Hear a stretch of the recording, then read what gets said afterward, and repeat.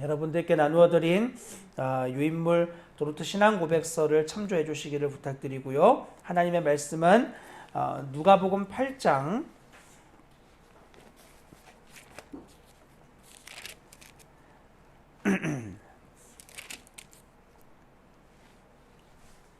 네, 9절부터 15절까지 말씀, 누가복음 8장 9절부터 15절까지 말씀을 함께 보겠습니다.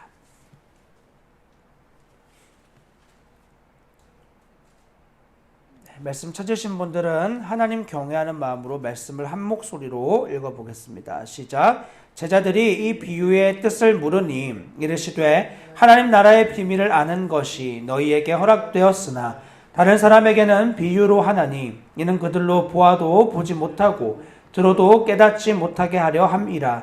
이 비유는 이러하니라. 씨는 하나님의 말씀이요 길가에 있다는 것은 말씀을 들은 자니 이에 마귀가 가서 그들이 믿어 구원을 얻지 못하게 하려고 말씀을 그 마음에서 빼앗는 것이요 바위 위에 있다는 것은 말씀을 들을 때에 기쁨으로 받으나 뿌리가 없어 잠깐 믿다가 시련을 당할 때에 배반하는 자요 가시떨기에 떨어졌다는 것은 말씀을 들은 자이나 지내는 중 인생의 염려와 재물과 향락의 기운이 막혀 온전히 결실하지 못하는 자요 좋은 땅에 있다는 것은 착하고 좋은 마음으로 말씀을 듣고 지키어 인내로 결실하는 자니라. 아멘. 나누어드린 유인물 도르트 신앙 고백서 셋째 넷째 교리의 제10항. 혹시 유인물이 없는 분들은 여기 뒤편에 있는 것을 좀 다른 분들에게 나누어 주시면 감사하겠습니다. 네, 도르트 신앙 고백서 제10항 셋째 넷째 교리의 파란색 글씨를 제가 읽으면 함께 하시는 분들이 아래에 있는 하단의 내용을 읽어주시면 되겠습니다.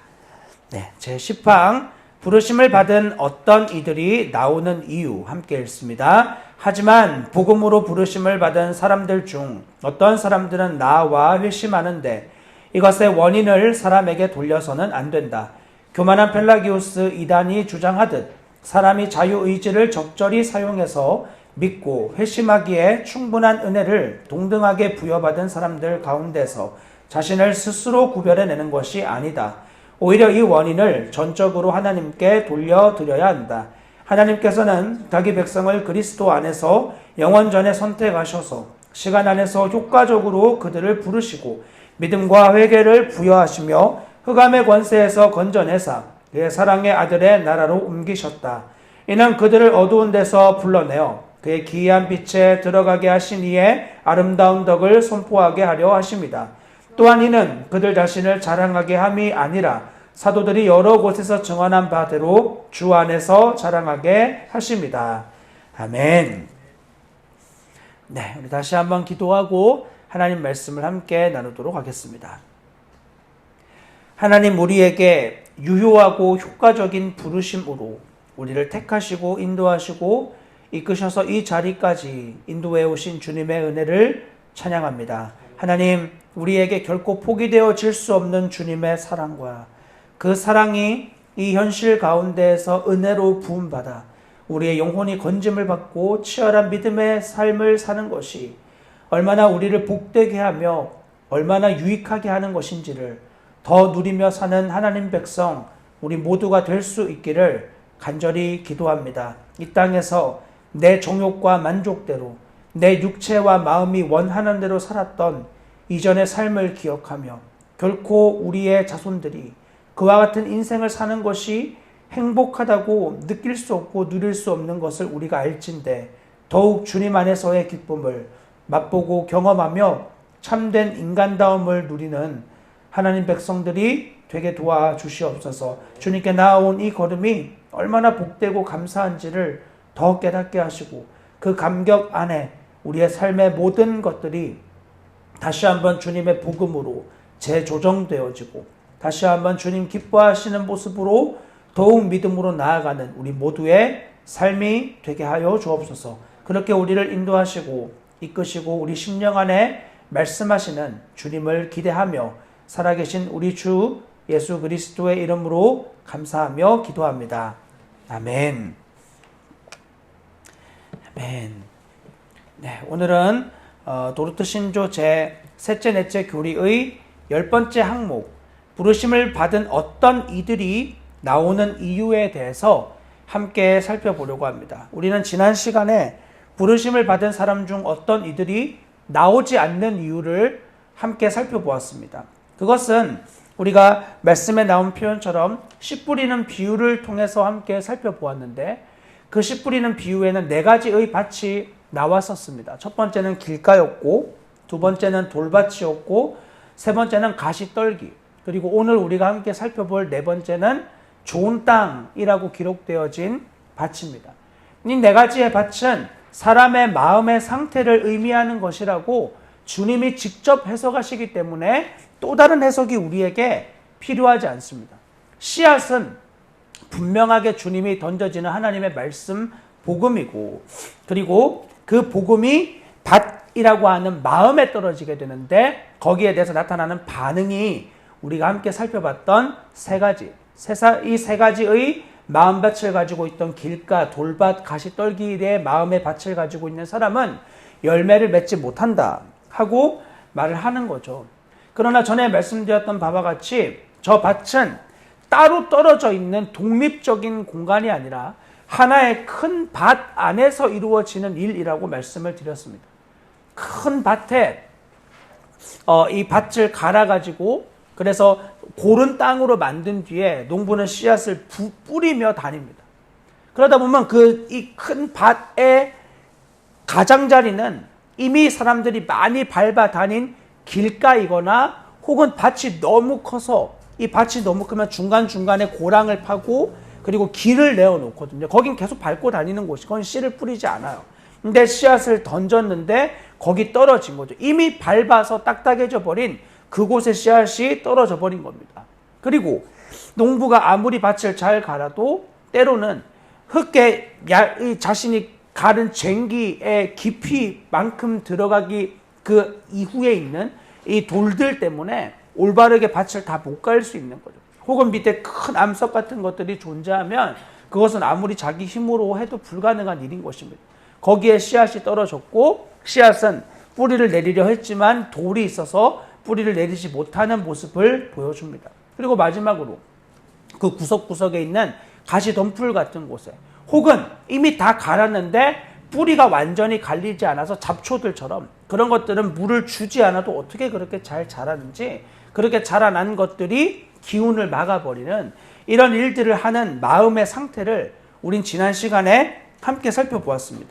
그래서 우리가 같이 읽은 본문 말씀에서 보시면 12절에 길가에 있는 것은 말씀을 들은 자니 이에 마귀가 가서 그들이 믿어 구원을 얻지 못하게 하려고 말씀을 그 마음에서 빼앗는 것이다. 그러니까 이 하나님의 말씀이 들려졌어요. 그게 교회 안에서든 교회 밖에서든 하나님의 말씀이 들려졌으나 그 마음이 너무 강팍하고 딱딱해서 말씀의 씨앗이 그 안에 들어가지 못하는 거야. 마음에 문제가 있는 거죠. 씨앗은 너무나 완전하고 완벽해요. 그러나 마음이 말씀이 들어갈 수 없는 강팍함으로 되어져 있는 거야. 우리가 하나님을 만나기 전에 모습이 꼭 이와 같지 않습니까? 올바른 진리가 전해져도 저건 저 사람의 믿는 믿음이지. 저건 너무 극단적인 믿음이지. 그런 식으로 반응하며 하나님의 진리를 곡해하고 받아들이려 하지 않는, 내가 원하는 것을 얼마든지 취사 선택하려고 하는 이런 모습들이 바로 길가에 있는 밭의 모습인 것입니다. 그리고 두 번째, 바위 위에 떨어져 있는 이 모습은 기쁨으로 말씀을 받아요.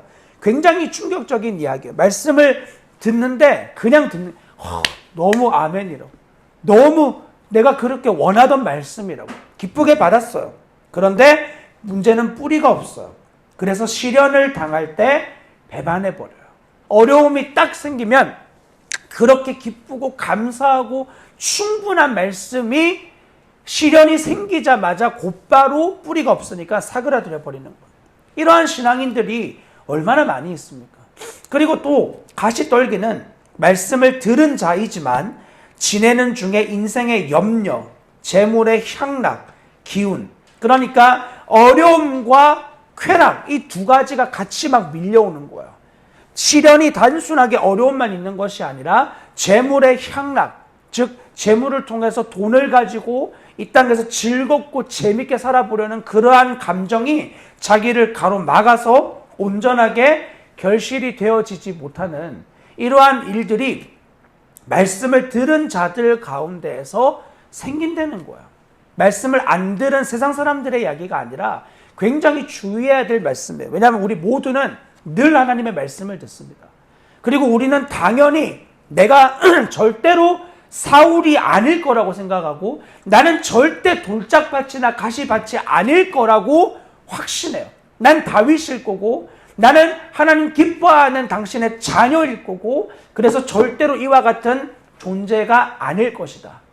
그러나 복음은 참 놀랍게 우리가 먼저 이런 존재라는 것을 아주 냉혹하고 분명하게 비춥니다. 먼저는 우리가 이런 존재라는 것을 인지하고 깨닫게 해요. 그래서 그 앞에 우리를 세웁니다. 나는 아무리 잘해도 길 까고 아무리 노력해도 돌짝이고 아무리 노력해도 가시떨기에 같은 밭이라는 사실을 완전히 깨닫게 해요.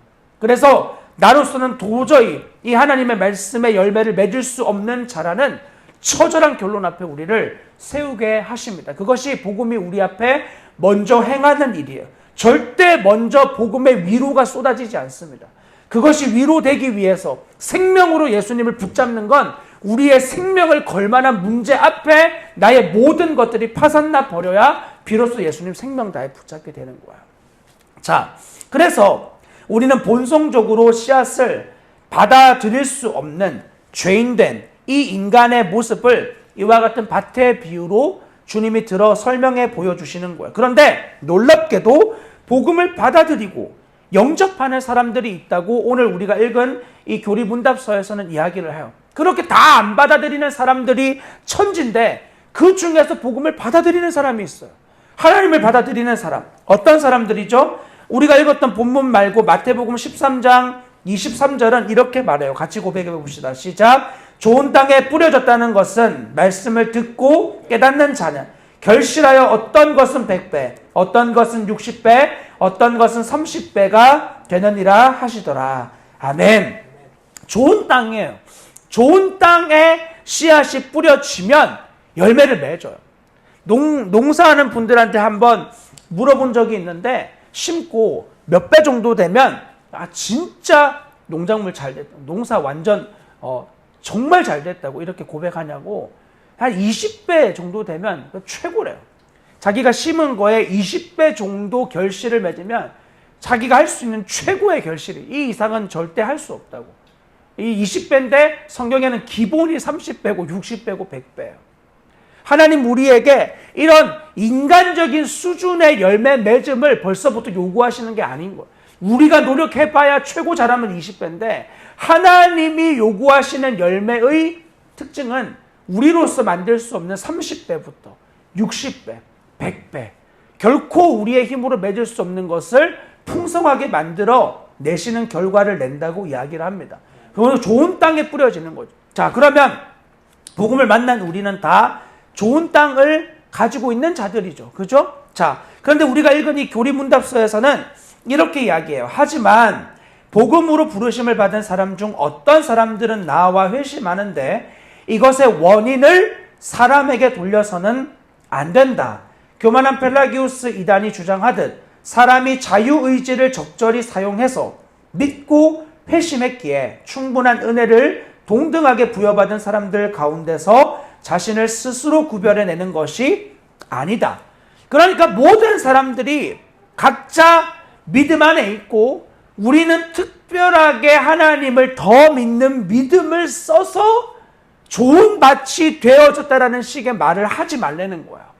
성경에서 말하는 우리 모두의 존재, 하나님을 불신앙하고 주님을 믿지 않는 자라고 분명하게 말합니다. 이 알미니우스 주의자들은 이렇게 말하죠. 불신앙의 이유, 그들이 믿지 않는 이유가 뭐냐면 그 사람들 때문이에요. 자기들이 믿지 않은 거예요. 그래서 안 믿은 자신들의 책임이죠. 믿지 않음에 대해. 그러면 하나님 믿는 이유는요.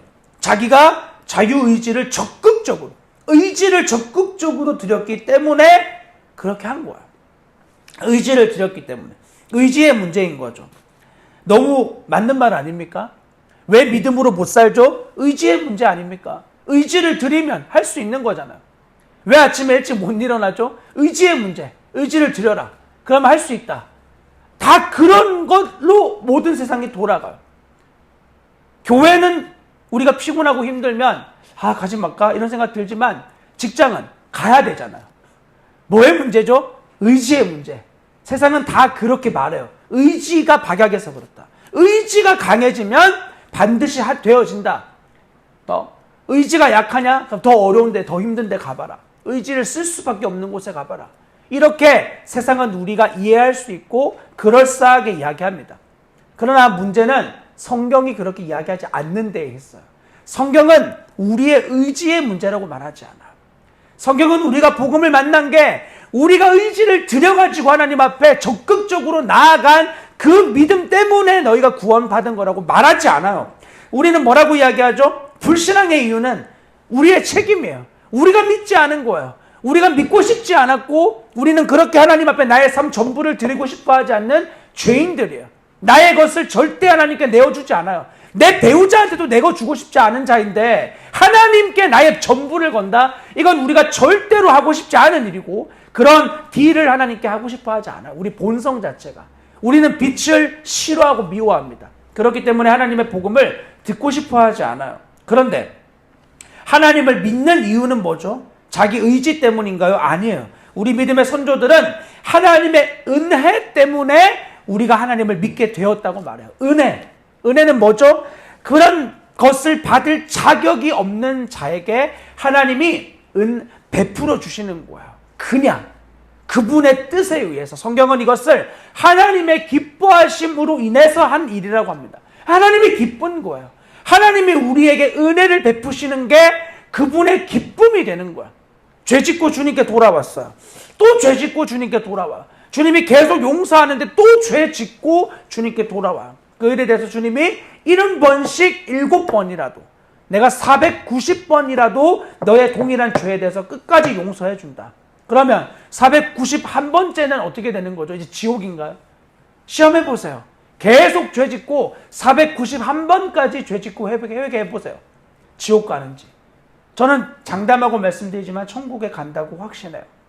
그러나 여러분들이 천국에 가는 그 시간이 되기 전까지 그렇게 하나님을 시험하고 그분의 마음을 아프게 한 일에 대해서 큰 고통을 반드시 받게 될 거예요.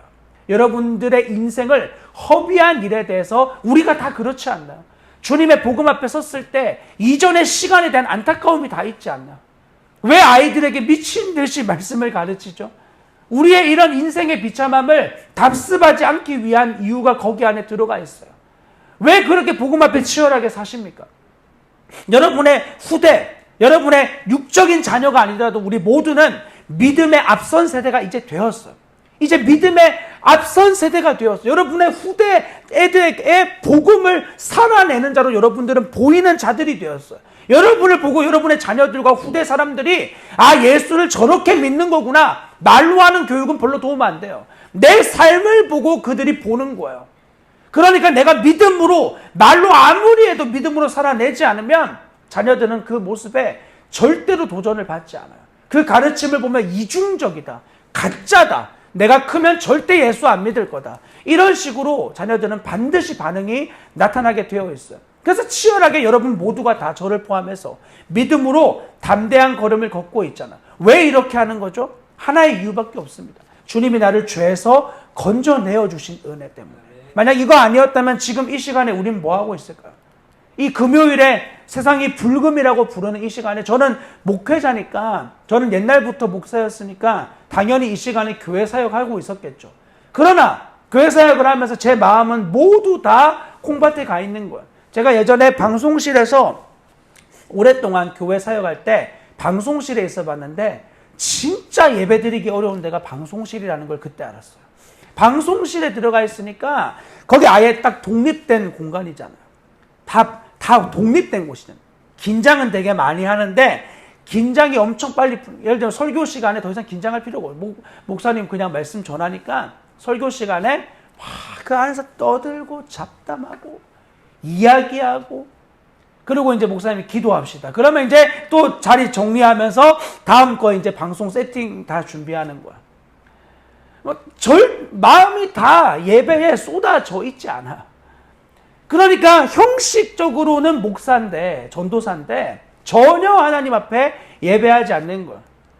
일반 성도들은 어떨까? 직분 때문에 어쩔 수 없이 교회에 옵니다. 내 가야지 뭐. 나라도 교회에 가야지. 그리고 와서 자리를 지켰어요. 근데 마음이 전혀 딴 데가 있어. 오늘 그거 드라마 그거 마지막 편인데 봐야 되는데. 오늘 그거 마지막으로 딱 할 수 있는 기회인데. 이런 식으로 우리의 마음이 완전히 주님께로 주목되어져 있지 않는 모습을 볼 때가 얼마나 많이 있습니까? 그런 우리를 하나님 구원하신 거야. 저는 하나님을 온전히 예배해 본 적이 제 인생에 별로 그렇게 많지 않아요. 복음 만나기 이전에. 늘 교회에서 살았지만 하나님 앞에 진실함과 정직함으로 예배함이 뭔지 전 몰랐어요. 전 그렇게 예배해 본 적이 없고 그게 어떻게 드리는 예배인지도 잘 몰랐어요. 그래서 열정적으로 하면 되는 줄 알았어요. 열정. 최선을 다해서 기타 치고 최선을 다해서 피아노 치고 뜨겁게 기도하고 그렇게 하는 게 하나님 기뻐하시는 예배인 줄 알았어요. 근데 여러분 보세요. 저희 세 아이 중에 둘째가 제일 열정적이거든요. 엄청 목소리가 커요. 소리 지르고. 저를 부를 때마다 늘 소리를 큰 소리로 이러면서 막 계속 뛰어댕기고 제 기분이 좋을 것 같아요, 여러분. 그렇게 반응하면 밥 먹을 때마다 자기 열성에 감출 수 없어가지고 이 열정이 타올라서 밥 먹다가 계속 춤추고 막 뛰고 놀고 그 저에게 아주 큰 기쁨이 될까요? 제발 가만히 있어라. 하나님도 마찬가지예요. 하나님도 그분을 경외함이 없는 열정을 절대로 받으실 수 없어요. 단순히 나의 열심일 뿐이에요. 하나님 거기에 감동받지 않고 우리도 지칠 뿐이에요. 내가 이렇게 열정적으로 하는데 내 몸에 상처를 내면서 예배를 하는데 왜 하나님 우리의 예배를 받지 않으시지? 그것은 하나님이 원하지 않는 일이기 때문이에요. 하나님 우리에게 원하시는 것은 그분의 은혜 베푸심을 기억하는 거야. 은혜를 받았기 때문에 내가 뭘 해야 되냐? 이건 나중 문제. 그건 나중에 다룰 거야. 중요한 건 은혜 받은 자임을 기억하려는 거야. 누구에게? 은혜를 받을 자격이 없는 자에게 베풀어 주신 은혜를 기억하는 거죠. 자, 구원은 그런 의미에서 하나님의 선물입니다. 우리 인간은 누구도 구원을 받을 능력도 의지도 가지고 있지 않아요. 이게 우리 인간의 죄인됨 아닙니까? 구원을 받고 싶어 하지도 않고 필요로 하지도 않아요. 그리고 당연히 여러분들 중에는 아마 안 계시겠지만 저는 목사였기 때문에 나는 복음을 다 안다고 당연히 믿었어요. 복음을 아니까 목사가 됐고 복음을 전하기 위해서 나 같은 사람이 목사가 되는 거지. 그 복음도 모르고 어떻게 목사 되냐고. 뭐 복음학교 갔다 오신 분들 계시겠지만 굉장히 도전의 말처럼 돼요. 복음 학교가 어디 있냐. 복음을 이미 알고 목사가 됐는데 가서 알았죠. 복음을 하나도 모른다는 거. 그제서야 알았어요. 근데 아는 거는 다 성경에 나온 내용이니까 머리로는 다 아는데 가장 충격적인 건 그 아는 내용이 내 삶에 하나도 능력으로 나타나지 않는 건 정말 너무 충격이었어요. 나는 왜 알고 있는 게 한 번도 저 사람처럼 살아본 적이 없을까? 여러분도 아마 그 지점에서 큰 도전을 받았을 거예요. 왜 다 아는 말이고 누구나 다 아는 내용 아닙니까? 근데 왜 나는 그렇게 살고 있지 않고 사라지지 않을까? 더 정직하게 왜 살고 싶지 않을까? 저런 가치로. 그러므로 우리의 구원은 나의 도움을 주님이 받아가지고 이루실 수 있는 구원이 아니에요. 나는 끝까지 하나님의 일들을 반역하는 자예요. 오늘도 주님이 우리를 위해 중보해 주시고 끝까지 붙들어 주시지 않았으면 우린 지금 이 자리에 존재하지 않습니다. 하나님의 은혜로 우린 지금 이곳에 있어요. 처음부터 끝까지 주님이 이루신 구원이에요. 내가 이룬 구원 단 하나도 없어요. 어떤 이들은 이렇게 말할 거예요. 내가 믿음으로 주님 붙잡았습니다. 과연 그럴까요? 여러분의 믿음으로, 여러분의 결단으로 주님을 붙잡았다고요. 그러니까 언제까지 갈 수 있을까요? 결혼 보세요, 결혼. 여러분의 최고의 선택이었잖아요. 결혼은. 뭐 우리 부모님 세대처럼 어쩔 수 없이 뭐 중매라든지 이렇게 결혼한 사람 아니면 대부분 결혼은 본인의 선택인데 최고를 고르잖아요. 대충 아무나 고르진 않을 거 아니에요. 택배 오는 사람 괜찮네 이렇게 결혼하진 않을 거 아니에요. 그 완전히 골라가지고 데리고 왔는데 이 사람과 함께하면서 사랑하지 못하는 거예요. 그런 나를 발견하는 거죠. 얼마나 비참합니까? 내가 진짜 고르고 최선을 다해서 사랑해 주겠다고 하나님 앞에서 사람들 앞에서 서약한 그 사람조차 사랑을 못하는데 무슨 김정은을 사랑하고 악한 사람들을 사랑하고 다 거짓말이에요. 내 배우자를 사랑하지 못하는데 뭘 누구를 사랑해요. 내 자녀를 생명으로 대하지 못하는데 누구를 생명으로 대하냐고. 그렇게 대한들 무슨 소용이에요. 내 자녀는 나를 보면서 전혀 영적인 도전을 받지 못하고 다른 사람들은 도전을 받는다면 이것만큼 자기의 집을 무너뜨리는 사람이 어디 있겠습니까? 저희 큰아이가 이 학교를 하면서 십자가로 가라는 이야기를 그렇게 많이 들어요. 십자가로 가라. 근데 이게 추상적인 이야기처럼 느껴지잖아요. 아이들의 구체적으로 알려줘요.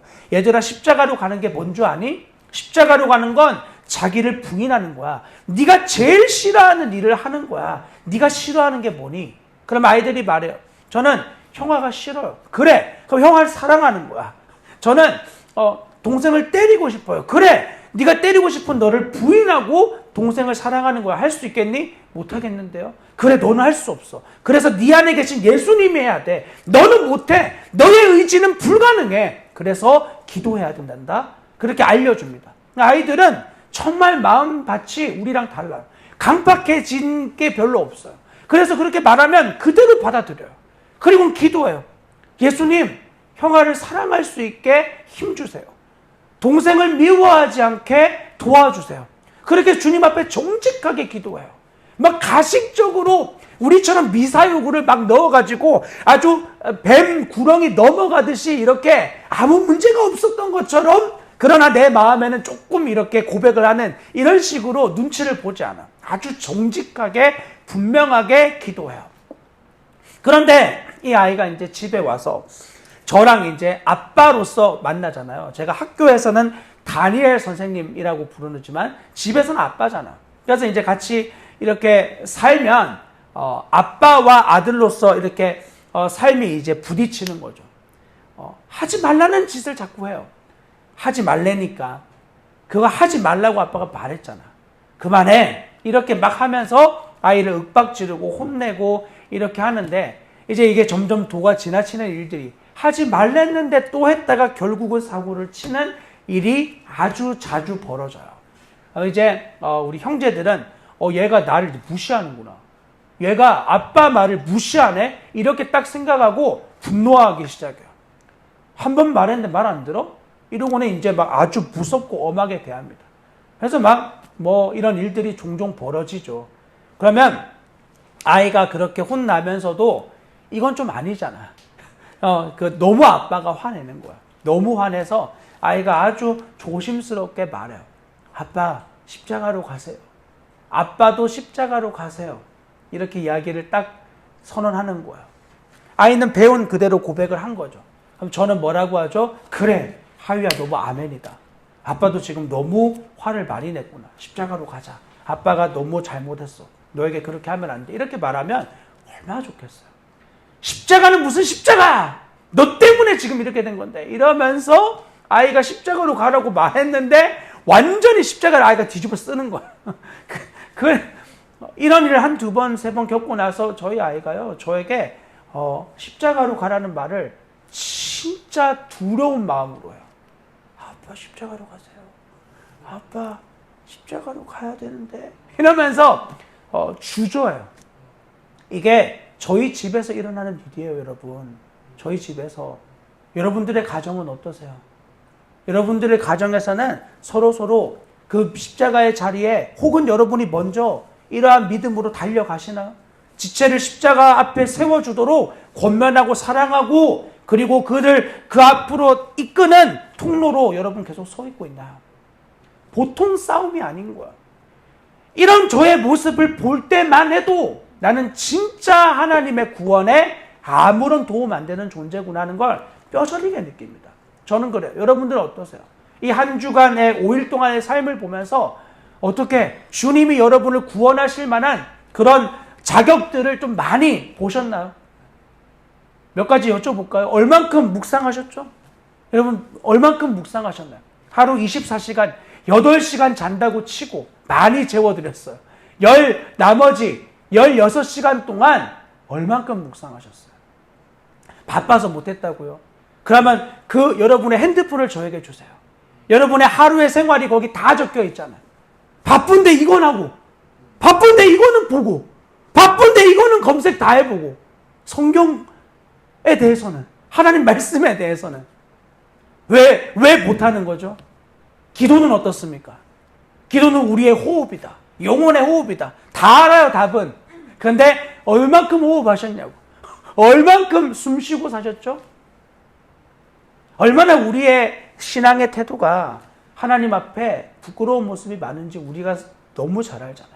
그런데 내가 주님의 구원을 받기에 합당하다. 나 정도면 괜찮다. 그렇지 않아요. 우리는 처음부터 끝까지 하나님의 붙들어 주심이 없다면 절대로 우리의 구원에 단 하나도 온전하게, 우리가 끼어드는 순간 그 구원이 절대 온전해질 수 없어요. 처음부터 끝까지 주님이 하시는 구원이에요. 자, 그래서 요한복음 19장 30절의 말씀 보시면 예수 그리스도가 말씀하세요. 같이 읽어볼까요? 예수께서 신포도주를 받으신 후에 이르시되 다 이루었다 하시고 머리를 숙이니 영혼이 떠나가시니라. 다른 본문에서는 이렇게 표현해요. 예수께서 다시 크게 소리 지르시고 영혼이 떠나가시니라. 그러니까 예수의 십자가에서 죽으실 때 아주 조용히 다 이뤘다. 이렇게 그냥 끝내신 게 아니에요. 그분의 십자가에서 마지막 말씀은 완전한 선포였어요. 완전한 선포. 다 이루었다. 완전한 고백. 끝났다. 그리고 완성을 외치시고 영혼이 떠나가신 거야. 더 이상 이 구원에 무엇이 더해지거나 뺄 것이 없는 완전한 복음을 예수 그리스도 하나님 그분이 온전하게 다 이루어 주신 거죠. 그 구원에 대해서 에베소서 1장 3에서 5절이 이렇게 말해요. 찬송하리로다. 하나님 곧 우리 주 예수 그리스도의 아버지께서 그리스도 안에서 하늘에 속한 모든 신령한 복을 우리에게 주시되 곧 창세 전에 그리스도 안에서 우리를 택하사. 하나님이 우리를 구원하시기로 한 일은 성경에 의하면 창세 전, 즉 세상에 시작되어지기 전부터 하나님의 마음 안에서 품어진 일이에요. 하나님이 우리의 존재를 보시고 구원하신 게 아니라 우리가 만들어지기 전부터 하나님 우리를 계획하셨고 우리가 하나님의 구원받는 백성으로서 그분의 마음 안에 세상이 창조되기 전부터 품으신 일이고 하나님 안에 너무나 기쁘신 일이었어요. 계속 보세요. 우리로 사랑 안에서 그 앞에 거룩하고 흠이 없게 하시려고 그런 존재인 거죠. 원래는 거룩하지 못하고 흠투성이, 그런데 그런 우리를 구원하여 거룩하고 흠이 없게 하시려고 그 기쁘신 뜻대로 우리를 예정하사 예수 그리스도로 말미암아 자기의 아들들이 되게 하셨으니 이는 그가 사랑하시는 자 안에서 우리에게 거저 주시는 바 그 은혜의 영광을 찬송하게 하려는 것이라. 하나님 우리를 구원하시는 이 일에 대해서 세상이 만들어지기 전부터 계획하셨고 그 일을 기쁘게 준비하신 하나님이심을 우리에게 보여줘요. 그래서 여러분들이 읽은 이 교리문답서 중간에 이렇게 적혀 있어요. 오히려 이 원인을 전적으로 하나님께 돌려드려야 한다. 하나님께서는 자기 백성을 그리스도 안에서 영원 전에 선택하셔서 시간 안에서 효과적으로 그들을 부르시고 믿음과 회개를 부여하시며 흑암의 권세에서 건져내사 그의 사랑의 아들의 나라로 옮기셨다. 이렇게 선언을 하는 것입니다. 자, 하나님이 영원 전, 창세 전에 우리를 구원하시기로 하나님 백성 삼으시기로 시간과 회개로 효과적으로 우리를 부르셨다라고 이야기해요. 자, 이것을 신학적인 용어로 유효한 부르심, 효과적 혹은 내적 부르심이라고 해요. 그리고 당연히 반대의 부르심이 있겠죠. 보편적 부르심, 일반적, 내적이 아니고 외적 부르심. 이 말을 뜻하는 게 아니에요. 주님이 지금 부르시는 부르심은, 하나님의 부르심은 결코 성경에 나오는 대부분의 부르심에 관한 내용들은 결코 외적인, 그러니까 모든 사람들에게 막 전도하는, 복음을 외치는 이런 부르심이 아니에요. 그런 부르심이 아니라 우리 안에 적용되어지고 반드시 열매를 맺고 역사되어지는 콜링, 부르심을 뜻하는 거야. 하나님 그렇게 우리를 부르시고, 그래서 존 머레이라고 하는 목회자이자 신학자는 이 부르심에 대해서 이렇게 설명해요. 신약에서 부르심이란 말은 몇몇 예외를 제외하고 복음의 효과적 부르심을 말하는 것이다. 당연히 그래요. 주님이 부르셨는데 그 부르심이 실패되어졌다. 그런 부르심은 존재하지 않아요. 하나님이 우리와 같은 죄인을 구원하시려고 하실 때 우리의 어떠함을 다 아시고 부르셨는데, 주님을 따라 우리가 걸어가다가 우리에게 드러나는 불의와 완악함, 죄악됨, 연약함, 이런 것들을 보고 하나님이 놀래서 너는 진짜 은혜를 모르는구나, 그리고 우리를 포기하시는 하나님이 아니란 말이에요. 하나님은 우리를 부르시고 그 부르심은 완전합니다. 그래서 주님이 내게 주신 자는 내가 하나도 잃어버리지 않겠다 약속하셨어요. 하나도, 단 한 명도 내게 주신 자는 잃어버리지 않아 약속하셨고, 그렇게 주님이 효과적으로 시간 안에서 효과적으로 우리를 불러내시는 거야.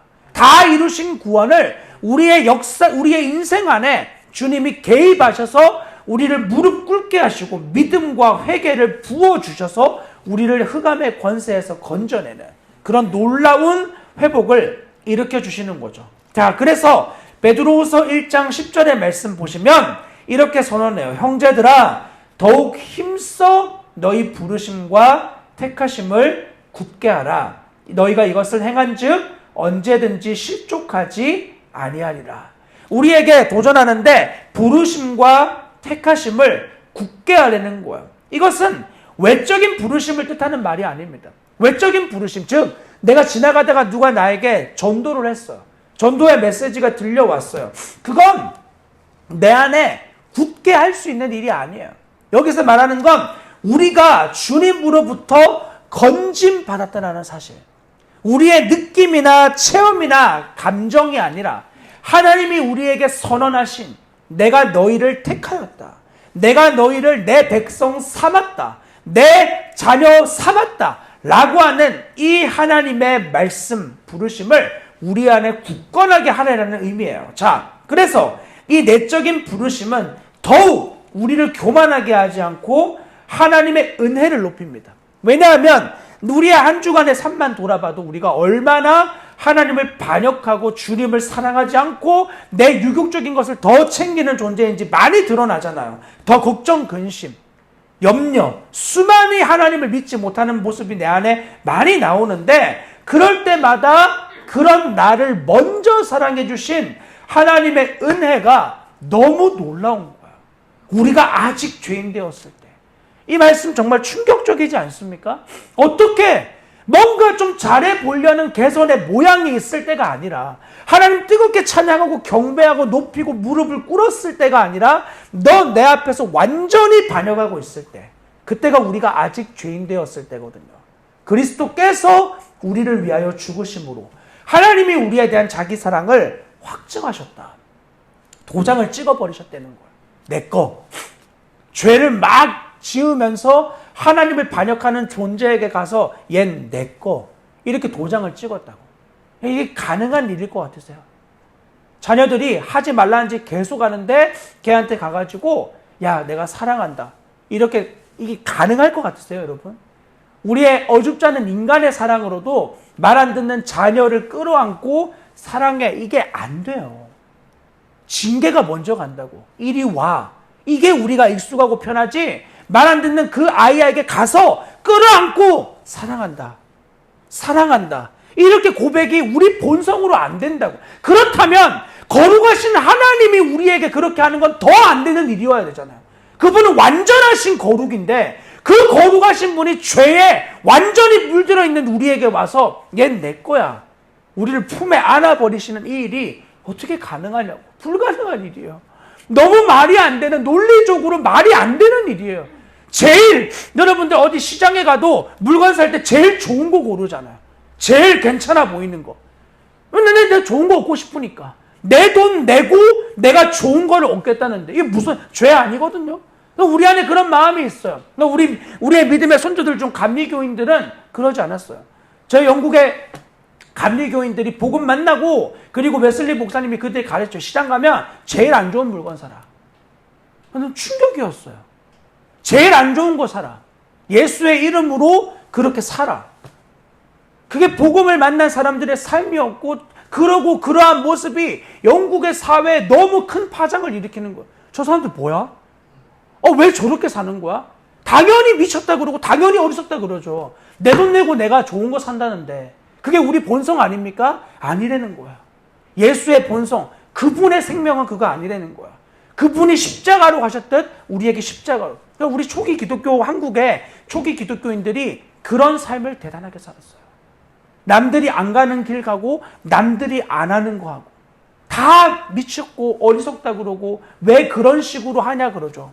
그러나 그들에겐 주님이 베푸신 은혜가 너무 커서 그렇게 살아도 너무 충분한 거예요. 주님이 나 같은 존재, 제일 하품, 제일 쓸모없는 존재, 아무리 손을 대도 고칠 수 없는 불량품, 그 우리 아닙니까? 하나님 앞에서 불량품은 다른 사람 아니라 나예요. 고쳐 쓸 수 없는, 그냥 뭘 해도 죄밖에 나오지 않는 그런 존재, 그런 존재에게 하나님이 얘는 내 거다, 이건 내가 찜해놨다, 아무도 빼앗아갈 수 없다 라고 말하는 하나님의 그 선택이 내 안에 정말 믿어지는 순간 그분이 나에게 무엇을 명령하시든 무엇이든지 할 수 있는 거예요. 여러분들이 하나님이 예정하셨다, 선택하셨다, 이것은 여러분을 교만하게 만듭니까? 아니면 여러분을 겸손하게 만듭니까? 정말 낮은 자리, 아무도 하고 싶지 않고 가기 싫은 그 자리까지 가게 합니까? 아니면 누구든지 인정받고 누구든지 높임받는 그곳에 내 발을 옮기기를 원합니까? 우리의 삶에서 이 은혜가 어디까지 나타나는지 점검해 봐야 돼요.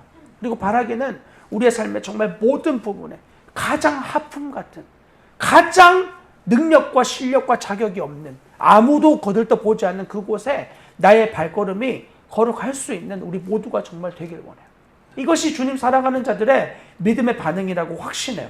자, 그래서 요한복음 11장 38절부터 말씀 보시면 이렇게 적혀 있어요. 나사로 이야기인데, 나사로가 죽었어요. 그리고 예수님이 일부러 그곳에 안 가셨어요. 그리고 시간이 지났어요. 그리고 이제 갑니다. 그리고 무덤에 오셨어요. 그래서 사람들이 이 구란에 담겨진 이 나사로가 이제 이미 다 봉인되어진 그곳에 돌을 옮겨 놓으라고. 그러니까 죽은 자의 누이 마르다가 이야기를 해요. 주여, 죽은 지가 나흘이 되었음에 벌써 냄새가 나나이다. 부패해버린 거야. 부패해버린 그 시체에게 주님이 내 말이 네가 믿으면 하나님 영광을 보리라 하지 아니하였느냐, 이렇게 말씀해요. 그리고 돌을 옮겨 놓습니다. 돌을 옮겼는데 당연히 아무 일도 안 일어나죠. 냄새만 날 뿐이에요. 나는 완전히 썩은 시체입니다. 나는 냄새만 풀풀 풍길 뿐이에요. 그때 주님이 기도하시고 그리고 선언해요. 나사로야 나와라. 나사로야 나오라. 이 말씀에 죽은 자가 수족을 배로 봉인 채로 나왔는데 그 얼굴은 수건에 쌓여 있더라 라고 이야기합니다. 여러분, 이 모습은 우리의 영적인 죽음에 대한 아주 완벽한 묘사예요. 우리가 하나님의 이 부르심을 선언하실 때 그 부르심이 우리 안에 유효하게 되어지는 이유는 그 부르심이 능력이 있어서이지 시체가 특별해서가 아니라고요. 우리가 영적으로 죽어있다는 의미는 하나님의 말씀에 반응할 수 없는 자예요. 그 말씀이 들려져도 길가, 돌밭, 가지던 뿔처럼 열매를 맺을 수 없는 비참에 이미 처해 있는 존재가 저와 여러분들의 이 땅에서의 모습이었어. 마음과 육체가 원하는 대로 살잖아요. 아닌 줄 알아요. 죄인 줄 누가 모릅니까? 교회 다니면 다 알지. 세상도 아는 죄를 우리가 지어요. 그러면서 그런 죄들을 이제는 음란에 대해서는 세상이 다 너무 합리화하니까 거기에 대해서는 죄가 아니라고 여기는 사람 점점 많아지는데 우리가 그것뿐입니까? 엄청나게 많은 죄의 열매들을 가지고 있는, 그래서 하나님을 사랑해야 된다는 사실을 알면서 의도적으로 점점 죄를 더 짓는 그런 우리의 모습이 저렇게 죽어서 썩어 냄새가 나는 나사로의 모습과 똑같아요. 하나님이 우리를 보실 때 그분은 코를 틀어 막으실 수밖에 없었어요. 그분의 거룩이 우리의 썩는 부패되어진 모든 죄의 모습들로 인해서 하나님이 절대 우리를 가까이 할 수 없는 그런 존재였어요. 그런 자에게 주님이 말씀하세요. 나사로야 나와라. 이 말씀 한마디에 나사로 안에 생명이 들어가요. 그리고 그가 살아나서 주님 앞에 나오게 되는 거예요. 이게 바로 우리가 죽었던 자였고 하나님의 유효한 부르심을 보여주는 극적인 말씀입니다. 주님의 말씀은 이렇게 능력이 있고 그 말씀이 떨어지면 살아나는 거야. 하나님이 능력이지 시체가 말씀을 어떻게 들었다. 시체가 어떻게 들어요? 시체가 어떻게 말씀을 듣냐고. 시체 앞에서는 무슨 말이든 해도 상관없어요. 못 들으니까. 아무리 뺨을 때려보세요. 일어나는지. 끝난 거예요. 이미 목숨이 끊어진 거야. 우리의 영혼도 마찬가지예요. 하나님 앞에서 완전히 끊어져 버린 생명, 그게 우리예요. 그래서 선을 싫어하고 악을 좋아해요.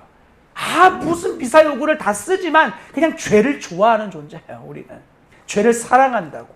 그런 우리와 같이 부패하고 냄새나는 존재에게 주의 말씀이 떨어지고 죄가 미워지고 하나님을 사랑하게 되어지며 주님을 더 따르기를 원하는 이러한 모든 열망들은 아주 철저하게 하나님 은혜 아니면 불가능한 삶이에요.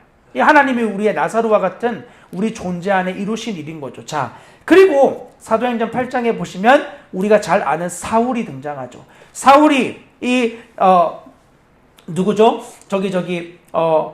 스데반의 죽음을 아주 마땅히 여깁니다. 그리고 그날에 예루살렘에 있는 교회에 큰 박해가 있는데 사도 외에 모든 유대, 사마리아 땅으로 흩어져 버려요. 경건한 사람들이 스데반을 장사하고 위하여 크게 울고 사울은 교회를 진멸할세 집에 들어가 남녀를 끌어다가 옥에 넘기니라 라고 되어 있어요. 이게 사도 바울이 예수를 만나기 전에 했던 일이에요.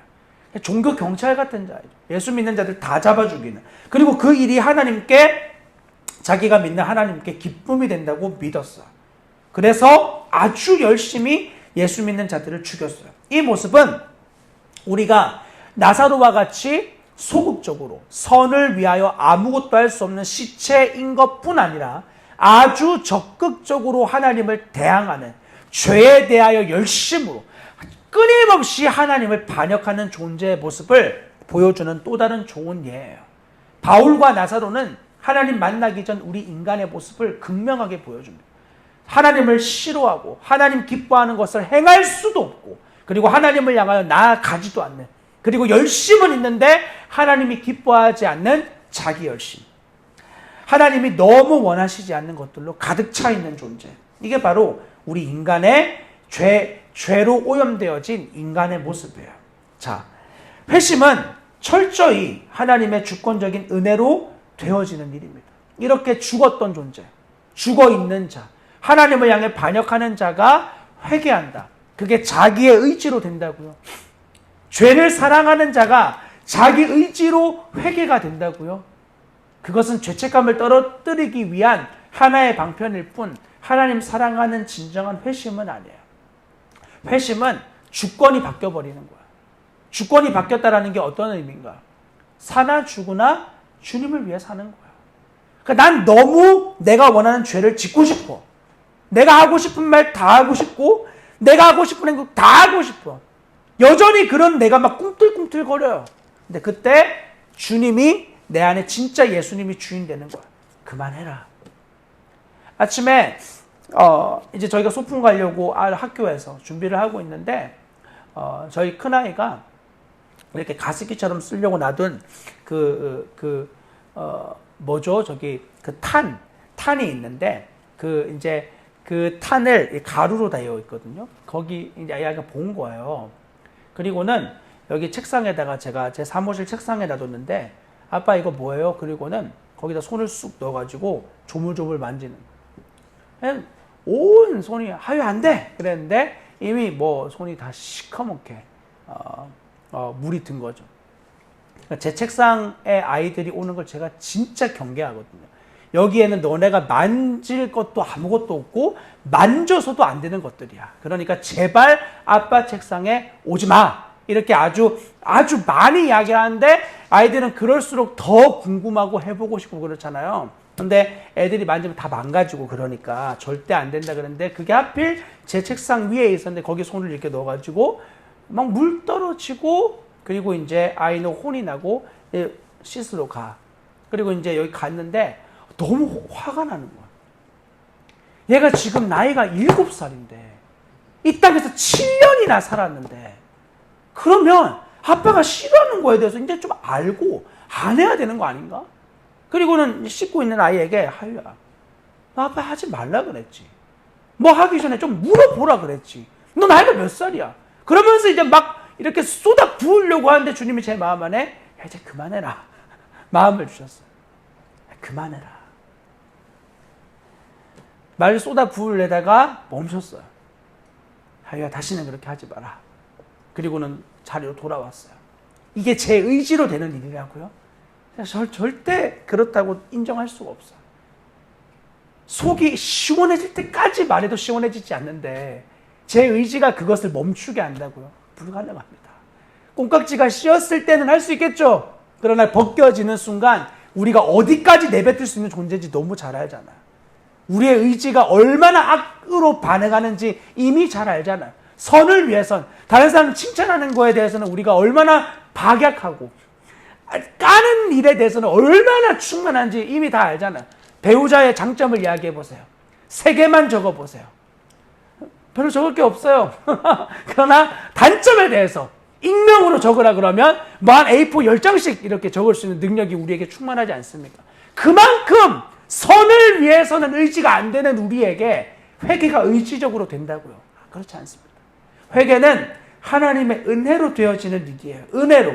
자, 그래서 갈라디아서 3장 23절부터 26절까지 말씀 잘 아시지만 한번 같이 읽어보겠습니다. 시작. 믿음이 오기 전에 우리는 율법 아래 매인 바 되고 계시를 믿음의 때까지 갇혔느니라. 이같이 율법이 우리를 그리스도께 인도하는 초등교사가 되어 우리로 하여금 믿음으로 말미암아 의롭다함을 얻게 하려 함이라. 믿음이 온 후로는 우리가 초등교사 아래에 있지 아니하도다. 너희가 다 믿음으로 말미암아 그리스도 예수 안에서 하나님의 아들이 되었으니. 아멘. 자, 이 율법이 하는 일을 분명히 말하는데 율법은 그리스도께 인도하는 초등교사가 된다고 말해요. 초등교사가 뭐였죠? 전에 갈라디아서 해석할 때 말씀드렸지만 노예들이었어요. 부모 대신에 아이들을 가르치는 노예들. 이 노예들은 자기들의 생명을 걸고 아이들을 가르쳐야 했어요. 그렇지 않으면 자기 모가지가 날아가는 일이었기 때문에 아이들을 반드시 가르치는데 아주 엄하고 무섭게 가르쳐요. 왜냐하면 부모로부터 허락을 받았거든요. 너 이렇게 우리 아이 만들어 놓지 않으면 너 죽는 거야. 그때는 진짜 노예를 얼마든지 죽일 수 있었어요. 생명을 걸고 자기 목숨을 걸고 회초리를 들어가면서 아이를 교육했습니다. 근데 이 모습을 갈라디아서를 쓸 때 바울이 기억하고 있는 거야. 그렇게 초등교사가 되어서 초점이 뭐죠? 그리스도께 인도하는. 율법의 목적은 너희를 아주 무섭고 두렵고 떨리게 하는데 그 이유가 뭐냐면 그걸 통해 그리스도를 바라보도록. 여러분, 그러므로 우리 안에 이러한 두려움이 있었는지 점검해야 돼요. 여러분들은 하나님의 거룩한 율법이 여러분의 마음을 갈아엎은 적이 있으십니까? 하나님의 율법 앞에 서신 적이 있나요? 내가 거룩하니 너희도 거룩해라. 나는 거룩하지 못한데 어떡하지? 나는 하나님 앞에 지옥에 가야 될 존재구나. 여러분 안에 그런 경건한 두려움이 임해 본 적이 있으신가요? 아니면 난 당연히 천국이야. 나는 아무리 죄를 지어도 하나님 날 사랑하시고 나를 끝까지 책임져 주시는 분이니까 난 천국 가. 이런 말도 안 되는 율법으로 한 번도 갈아엎어진 적이 없는 마음을 가지고 자기는 당연히 천국에 간다는 자기 확신 안에 있는지 아닌지 여러분 점검해 봐야 돼요. 율법의 두려움이 여러분 앞에 있었어야 돼요. 하나님의 복음이 내 안에 기쁨이 된다는 건 이 복음을 만나기 전 내가 너무나 두려움 가운데 매여 있던 자인 게 분명하게 드러나야 돼요. 하나님의 징계의 말씀이 여러분들에게 진짜 두려움이 되어진 적이 있습니까? 너 지옥이다. 이 말씀이 내 안에 진짜 두려움으로 와본 적이 있나요? 니고데모에게 주님이 너 거듭나려면 너 거듭나야 된다. born again, 다시 태어나야 된다. 이렇게 말씀하는데 그 말이 여러분들에게도 충격이 돼 본 적 있나요? 니고데모는 그 말 듣고 아니 내가 지금 나이가 얼만데 내가 어떻게 어머니 뱃속에 다시 들어갑니까? 이렇게 말하는 정도로 그 말씀 진지하게 받아들였어요. 여러분 다 거듭났나요? 다시 태어났나요? 새 생명이 되었나요? 여기에 대한 진지한 고민과 물음이 있나요? 그냥 맨날 듣는 소리니까 다시 태어났겠지 뭐. 천국 가겠지 뭐. 근데 눈 떠보니까 지옥이네. 어떡하죠? 눈 떴는데 지옥인 거야. 하나님이 은혜의 하나님이니까 무조건 다 천국 데려가시면 되나요? 그분의 공의는 어떡하죠? 그럴 수 없는 거야. 우리 안에 경건한 두려움이 있어야 돼요. 죄에 대해서 이 땅에서도 아주 뭐 요즘에 이 도로 그 교통법이 점점 강화돼가지고 조금만 교통 질서 어기고 이러면 바로바로 벌금 많이 매기잖아요. 그런 거에 대해서 막 분노가 있잖아요. 그죠? 막 화가 나고 그러나 세상의 법이 강화되는 건 중요한 일이에요. 인간의 존재를 바꾸지 못하지만 법은 강력해야 되고 규제를 잘 해야 돼요. 그렇게 규제를 잘 하는 만큼 국회의원들한테도 잘 매겨야지. 그죠? 우리 서민들 그것만 교통 안 지키는 것만 뽑아가는데 국회의원들은 기차역에다가 차 세워도 막 그냥 통과시켜주고 이래서는 안 되는 거 아니에요. 그죠? 똑같이 벌금 매겨야 돼. 그래 여러분 거기에 대해서 분노가 일어나는 거잖아. 아유, 만만한 시민들한테만 자꾸만 힘들게 하는구나. 근데 하나님은 공의의 하나님이에요. 아주 완벽하게 국회의원들에게 확실하게 그들의 죄를 물으실 거예요. 아멘이죠? 너무 소망이 되죠? 그리고 동일한 그분의 공의와 정의가 여러분들에게도 임하실 거야. 너 이런 죄 지었구나. 너 이런 죄 앞에 서 있구나. 너 여전히 마음으로 죄를 탐닉하는구나. 그분의 공의의 눈빛이 그 국회의원뿐 아니라 우리에게도 아주 명확하고 강하게 분명하게 대하실 거야. 거기에 대한 두려움이 내 안에 있었는지를 확인해 보려는 거야. 그리고 하나님을 향한 우리의 반역성, 죄의 열매에 대한 여러분들 진지한 애통함이 있으셨습니까? 내가 이런 죄를 지은 일에 대해서. 저희가 여기 계신 분들은 다 감사하게 복음학교의 경험들이 다 있으시네요. 사람들 앞에서 나의 복음 나누는데 두려워하는 이유가 뭐죠? 하나님 앞에 막 서 있는 두려움 때문인가요? 아, 나의 이런 죄가 드디어 하나님 앞에 다 드러나는구나. 그래서 막 겁나는 건가요? 아니잖아요. 앞에 앉아있는 사람들이 무섭고 겁나는 거잖아요. 눈에 안 보이는 하나님을 한 번도 두려워해 본 적이 없는데 눈에 보이는 사람이 무섭고 두려운 거잖아요. 나를 어떻게 해줄 수도 없는, 어떻게 할 수도 없는 이 사람들이 두려워서 내 죄가 고백하는 게 그렇게 두렵고 겁나요. 그러면 나의 모든 걸 아시는 하나님 앞에서 나의 죄에 대해 진지한 고민과 애통함이 없었다. 우리의 회개는 가짜일 가능성이 많아요. 내 배우자한테 나의 모든 모습이 드러나는 복음을 나누는 것도 두려움과 경건한 이 두려움이 내 안에 임해요. 한 사람을 사랑하면 그래요. 그런데 하나님에 대해선 우리가 너무나 가볍게 그분을 대할 때가 얼마나 많은지 철저하게 점검을 해봐야만 합니다. 자, 그리고 나로서는 어떤 방법으로도 하나님께 받아들여질 수 없고 개선조차 될 수 없는 사실을 여러분들은 정말 깨달으셨나요? 내가 아무리 노력을 이제 2020년 다 끝나갑니다. 2021년에는 내가 진짜 거룩하게 살아봐야지. 매년 그렇게 결심하죠.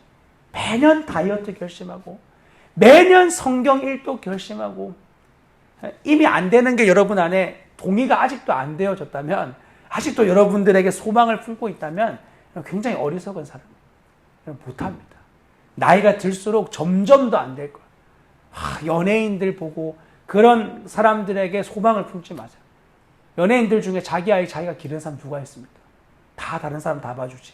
여러분 그렇게 돈 벌 수도 없고 그런 집에 살지도 않고 그렇게 애들 키우지도 못해요. 그러면 보통 사람들처럼 여러분 키우고 아이들 양육하면서 살 건데 그러면서 운동하고 그러면서 몸 관리하고 그러면서 다이어트하고 그러면서 못 살아요. 불가능하다고요. 여러분의 결심에 소망을 두지 마십시오. 우리가 소망을 둬야 될 건 철저하게 이런 불완전한 완전한 하급인 나를 끝까지 사랑해 주신 하나님의 은혜밖에 우리에게 남아야 될 게 존재하지 않아요. 절대 개선이 안 돼요. 여러분 개선 안 됩니다. 그러나 그것이 여러분에게 여러분의 믿음의 걸어감에 파손이 되지 않길 원합니다. 나는 불가능하다. 그래서 나는 이제 막 살아야지. 예전에 제가 너무 화가 날 때 가끔 그런 적이 있어요. 제가 다른 사람들 앞에서 체면을 진짜 중요하게 생각합니다. 전 다른 사람들 앞에서 절대로 화내지 않아야 되는 그런 저의 존재의 모습을 가지고 있어요. 아무리 지금 내가 아내와 크게 다투고 있더라도 누가 만약에 저를 부르면 웃으면서 이야기할 수 있어요. 그런 저의 모습이 있어요. 근데 저희가 이제 학교를 하면서 저희 선생님이 같이 계시잖아요.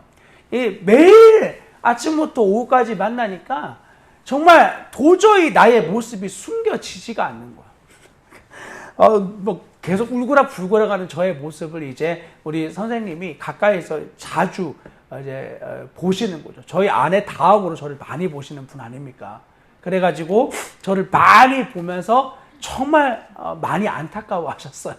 야, 많이 기도해야 되겠구나. 이러면서. 그러면서, 막 이제 옆에 있는 선생님을 생각하면서, 내가 이러면 안 되지. 말하면 안 되지. 내가 참아야지. 이렇게 하는 한계가 점점 차오르다가 나중에 막 선생님 있는 데서 막, 그러려면 나를 교장 왜 세웠냐 이러면서 막 아주 서로 다투고 막 말이 오가고 이렇게 되어졌어요. 그래가지고 나중에 저를 조용히 불러서 아내가 여보 그 사람도 있는 데서 그렇게 하는 게 맞냐고. 그럼 맞지. 나는 여기서도 화내고 집에서도 화내고 어디서도 화내는 사람이야. 나는 아주 앞뒤가 똑같은 1577이야. 그래. 나 언제든지 나는 화내는 존재야. 나 원래 그래. 이게 합당합니까, 여러분? 제가 이 말을 하면서 너무 아멘이다 이런 생각이 들까요? 매번 말할 때 저희 아내가 이거 말할 때마다 진짜 진땀이 흘러요. 또 왜 저 이야기 할까? 또 1577 이야기 한다. 이러면서 막 겁이 나요. 여러분, 이게 주님 앞에 부끄러운 일이잖아요. 한 사람만 내가 진지하게 고민해도 그런 반응이 나오는 게 잘못했다고 내 안에 여겨진다면 정말 나의 모든 걸 보시는 주님 앞에서 나의 모습에 대해 정말 안 되는 나인 줄 알죠. 근데 그거를 내가 합리화하는 게 아니라 주님, 내가 주님께 받은 은혜가 어떤 은혜인데 내가 주님으로부터 어떤 사랑을 받았는데 하나님, 저 이렇게 살 수 없어요. 이 모습으로 제가 여전히 유지되어질 수 없어요. 하나님, 은혜를 주세요. 저 이 영역에서 정말 돌파하게 해주세요. 이 부분에서 진짜 믿음으로 승리하게 해주세요. 주님 영광 드러나게 해주세요. 이렇게 기도하는 게 올바른 모습 아니겠습니까? 나는 앞에서든 뒤에서든 아내에게든 사람들 앞에서든 어디서든 화내는 존재다. 이게 믿음의 사람의 반응입니까? 얼마나 부끄러운 태도입니까? 자, 그리고 우리의 마음 안에 진짜 가난한 마음, 나는 안 된다는 사실이 내 안에 인정됐어요. 나는 아무리 의지를 써도 결단을 해도 하나님 기뻐하시는 것을 위해 사라지지 않는다는 사실이 받아들여졌어요. 그래서 이제 뭐가 남았죠? 주님 앞에 비로소 빈손이 남는 거예요. 주님, 저 안 돼요. 하나님, 저 못해요. 주님, 저 진짜 저로서는 불가능해요. 저로서 단 한 사람도 사랑이 안 돼요. 그렇게 하나님 앞에 나의 완전히 가난해져 버린 손을 들고 주님의 은혜를 간절히 구하는 거예요. 하나님이 저를 붙잡아 주지 않으시면 저 믿음의 삶을 오늘을 살아갈 수가 없습니다. 전 너무나 비참한 존재입니다. 하나님, 오늘도 은혜를 베풀어 주세요. 주님 말씀대로 살 수 있는 은혜를 부어주세요. 간절히 하나님 앞에 구할 때 왜 주님이 그 은혜를 우리에게 부어주시지 않겠어요? 너희가 악한 자로도 자녀에게 좋은 걸 줄 알거든. 여기 계신 우리 성도님들은 저의 자녀뿐 아니라 우리의 여기 만약에 우리의 어린 아이들이 있다면 여러분 가장 좋은 것을 우리의 아이들에게 주려고 하지 않겠어요? 반찬 떨어진 거 주워가지고 내가 먹으면 먹었지 애들 식탁에다가 여러분이 올려주겠어요? 그러지 않잖아요. 가장 좋은 것을 너희가 악한 자라도 줄 줄 아는데 하물며 하나님 아버지일까 보냐. 믿음이 적은 자들아. 주님이 우리에게 그렇게 말해요. 너희는 악한 존재인데도 자녀한테 제일 좋은 걸 주는데 하나님 아버지가 너희에게 어떤 걸 줄지 너 기대가 되지 않니? 그렇게 주님을 간절히 구하는 자에게 주님이 당연히 그 구하는 것을 기쁘게 주시죠. 말씀대로 자녀가 살겠다는데 그 힘과 은혜를 구하는데 하나님이 안 주신다는 건 말이 되지 않아요. 그러나 정말 내가 그것을 구하는 이유가 진짜 주님의 영광을 드러내기 위해서, 주님을 나타내기 위해서 함인지 아니면 내 욕망과 때로는 말씀드리지만 거룩한 나를 드러내기 위해 말씀대로 잘 살고 있는 나를 높이기 위해 주님을 구하는 것은 아닌지 면밀하게 또 살펴볼 필요가 있어요. 이 부분은 다음에 좀 더 구체적으로 다루어 드리도록 합니다. 자, 로마서 8장 29절부터 30절이에요.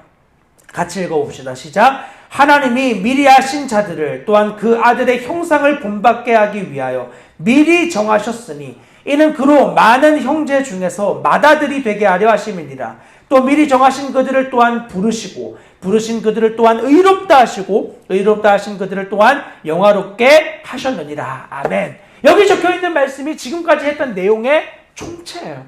주님이 미리 아신 그들을 하나님의 형상이 되게 하기 위해서 부르셨다는 거예요. 주님이 이미 다 모든 계획을 이루셨어요. 십자가에서. 그리고 그 일을 이루기 위해 우리를 부르셨대요. 그리고 그런 우리를 의롭다 하시고 의롭다 하신 그들을 영화롭게, 이건 주님 나라 가서 우리가 더 이상 죄에 관계받지 않는 생명의 반응이거든요. 영화로 완전한 새로운 피조물로서의 삶, 더 이상 죄의 공격을 받지 않는, 이미 너희는 하나님 부르심 받았다면 그런 존재 되어진 자야. 나를 보면 전혀 아멘이 안 되죠. 오늘의 나를 보세요. 이 말씀이 아멘 되나요? 안 될 거예요. 그러나 주님의 선언을 믿는 게 우리의 믿음입니다. 믿음은 내 확신 믿는 거 아니에요. 내 능력 이미 다 파산났어요. 주님의 선언을 믿는 거야. 자, 그러므로 그리스도가 나를 구원하셨다. 정말 자격 없는, 소망 없는, 실력과 능력이 없는 그런 나를 주님이 이미 구원하셨다 라는 사실이면 여러분 오늘의 모든 상황을 감당하기에 정말 충분하지 않습니까? 주님이 여러분들께 어떤 은혜를 베푸셨습니까? 그리고 반드시 주님이 여러분의 그 삶을 통해서 30배, 60배, 100배의 열매를 맺게 하실 하나님이라는 것. 여러분의 의지와 결단이 아니라 주님이 여러분을 부르셨고 그 부르신 주님이 여러분을 영화롭게 하실 것이기 때문에 이것이 여러분들 안에 정말 아멘 되어지는 그 주님을 더욱 신뢰하는 우리 모두가 되기를 간절히 소망합니다. 같이 기도하고 마무리하겠습니다. 하나님, 주님 앞에서 결코 우리의 삶에 이 모든 상황과 환경이 감당되어지지 않는 이유를 다른 곳에서 찾지 않게 해주십시오. 주님으로부터 너무 멀어져 있는, 하나님의 은혜로부터 내가 너무 멀어져 있기 때문임을 정직하게 고백하게 하여 주십시오. 그리고 다시 주님 앞으로 나아가게 해주십시오. 하나님, 우리에게는 다른 능력이 필요한 게 아니라 주님이 필요합니다. 예, 주님이 너무나 필요합니다. 얼마나 사랑받을 자격 없는 주님을 부를 수 없는 자를 사랑해 주셨는지를 기억하며 그 주님 앞에 다시 한번 우리가 날려나아가는 그 은혜의 충만함을 입는 우리의 삶이 될 수 있게 하나님 은혜를 베풀어 주시옵소서. 그리고 주님, 우리의 삶에 정말 열매 맺는 삶을 소망합니다. 그냥 죄짓고 회개하는 반복적인 이런 삶이 아니라 예수 그리스도의 생명의 것을 심고 그리고 그것을 통하여 아름다운 열매가 우리의 인생 가운데 정말 풍성하게 나타나는, 주님이 우리를 통해 일하시는 열매의 영광을 우리의 삶 자리에서 마음껏 보는 하나님 백성 우리 모두가 될 수 있게 주님 은혜를 베풀어 주시옵소서. 이제는 우리 주 예수 그리스도의 크신 은혜와 하나님 아버지의 무한하신 사랑과 성령의 교통하심이 오늘 예배에 참여하여 다시 한번 새로운 피조물 되었음을 믿고 좋은 땅으로 우리의 마음이 변화되어졌음을 믿고 부르신 주님이 반드시 열매 맺게 하실 것을 신뢰하며 나의 모든 능력이 파산나버린 그 자리에서 주님이 하실 것을 신뢰하고 기대하는 하나님의 백성들의 모든 삶의 자리 가운데 이제부터 영원토록 함께 계시기를 간절히 축원하옵나이다. 아멘.